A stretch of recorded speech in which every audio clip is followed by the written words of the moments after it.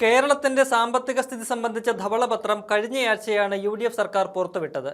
ധനമന്ത്രി കൂടിയായ മുഖ്യമന്ത്രി വി ഡി സതീശനാണ് ധനസ്ഥിതി സംബന്ധിച്ച റിപ്പോർട്ട് നിയമസഭയുടെ മേശപ്പുറത്ത് വെച്ചത്.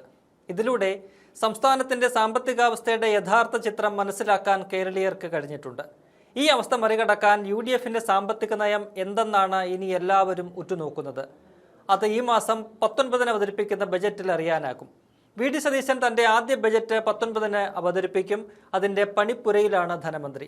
വിവിധ മേഖലകളിലെ പ്രഗത്ഭരുമായും സാമ്പത്തിക വിദഗ്ധരുമായുമെല്ലാം ചർച്ചകൾ നടക്കുകയാണ്. അതിന്റെ കൂടി അടിസ്ഥാനത്തിലാകും ബജറ്റ് തയ്യാറാക്കുക. എന്തായാലും ബജറ്റിൽ സതീശന്റെ ഒരു വിസ്മയം എല്ലാവരും പ്രതീക്ഷിക്കുന്നുണ്ട്. കേരളത്തെ കടക്കണിയിൽ നിന്ന് കരകയറ്റുന്ന ഒരു വിസ്മയം. സംസ്ഥാനത്തിന്റെ സാമ്പത്തിക സ്ഥിതിയെക്കുറിച്ച് കൃത്യമായ ബോധവും അറിവുമുള്ള വ്യക്തമായ നിലപാടുകളുള്ള നേതാവാണ് സതീശൻ. അത് നാടിന് എങ്ങനെ ഗുണകരമാക്കി മാറ്റുമെന്ന് കാത്തിരുന്നു കാണാം. എന്തായാലും തന്റെ സർക്കാർ നടപ്പിലാക്കാൻ ഉദ്ദേശിക്കുന്ന കാര്യങ്ങൾ സംബന്ധിച്ച് വ്യക്തമായ സൂചനകൾ നേരത്തെ തന്നെ സതീശൻ നൽകിയിരുന്നു. അതിലേറ്റവും പ്രധാനം കിഫ്ബിയോടുള്ള സമീപനമാണ്.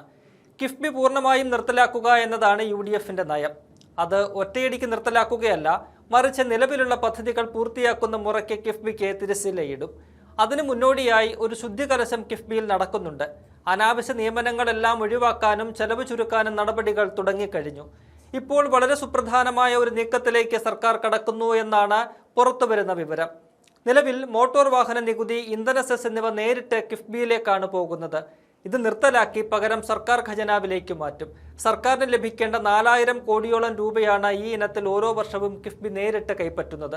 മോട്ടോർ വാഹന നികുതി ഇനത്തിൽ മാത്രം വർഷം 3300 കോടി രൂപയാണ് ലഭിക്കുന്നത്. 2016 മുതൽ കഴിഞ്ഞ വർഷം വരെ 22,000 കോടി രൂപയാണ് ഈ രണ്ടിനത്തിലും കിഫ്ബിക്ക് ലഭിച്ചത്. മോട്ടോർ വാഹന നികുതിയുടെ പകുതിയും 1 ലിറ്റർ ഇന്ധനത്തിന് 1 രൂപ നിരക്കിൽ ഈടാക്കുന്ന സെസ്സും അന്നന്ന് കിഫ്ബി അക്കൗണ്ടിലേക്ക് പോവുകയാണ് ഇപ്പോൾ.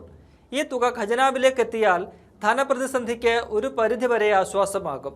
കിഫ്ബിക്ക് പണം ആവശ്യമുള്ളപ്പോൾ സർക്കാർ തന്നെ കൈമാറും. കൂടാതെ കിഫ്ബി കടമെടുക്കുന്ന പണം ബാങ്കിൽ നിക്ഷേപിച്ച് പലിശയെടുക്കുന്നതും അവസാനിപ്പിക്കും. KM ചന്ദ്രശേഖർ അധ്യക്ഷനായ ധവളപത്ര സമിതിയുടെ നിർദ്ദേശം അനുസരിച്ചാണ് നടപടി. കഴിഞ്ഞ 9 വർഷത്തിനിടെ കിഫ്ബിയിൽ വ്യാപക ബന്ധു നിയമനങ്ങളാണ് നടന്നത്. ഇവർക്കെല്ലാം വൻ തുക ശമ്പളവുമായി നൽകുന്നു.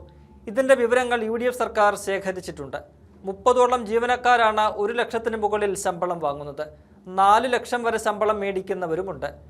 ഡിസ്കിലും ഉദ്യോഗസ്ഥരുടെ ബന്ധുക്കളെ തിരികെ കയറ്റി വൻ ശമ്പളം നൽകുന്നു. സർക്കാർ ജീവനക്കാർക്ക് പോലും ഇല്ലാത്ത രീതിയിൽ വർഷം തോറും 10% വീതമാണ് കിഫ്ബിയിലും ഡിസ്കിലും ശമ്പള വർധന. ഇതെല്ലാം അവസാനിപ്പിച്ച് ചിലവ് ചുരുക്കലാണ് UDF ലക്ഷ്യമിടുന്നത്. ഒപ്പം നികുതി പിരിവ് കാര്യക്ഷമമാക്കിയ വരുമാനം വർദ്ധിപ്പിക്കുകയും വേണം. ഇതിലൂടെ നല്ലൊരു തുക ഖജനാവിലേക്ക് എത്തിക്കാനാകുമെന്ന് പ്രതിപക്ഷ നേതാവായിരിക്കുമ്പോൾ തന്നെ സതീശൻ ചൂണ്ടിക്കാട്ടിയിരുന്നു. ഇതൊക്കെ ധനമന്ത്രി എന്ന നിലയിൽ എങ്ങനെ വിജയകരമായി നടപ്പിലാക്കും എന്നതിനെ ആശ്രയിച്ചിരിക്കും കേരളത്തിന്റെ സാമ്പത്തിക രംഗത്തെ കരകയറൽ.